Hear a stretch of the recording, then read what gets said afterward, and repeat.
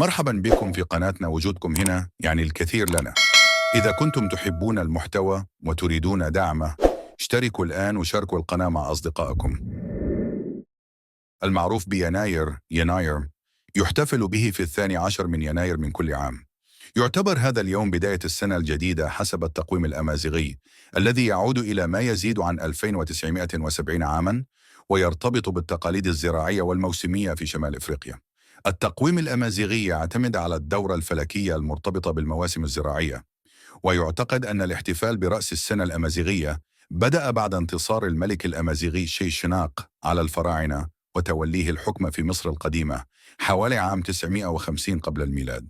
الاحتفال بيناير يتميز بطقوس ثقافية واجتماعية تشمل إعداد أطباق تقليدية مثل الكاسكس وتنظيم أنشطة فنية وتراثية، وهو مناسبة للاحتفاء بالهوية الأمازيغية.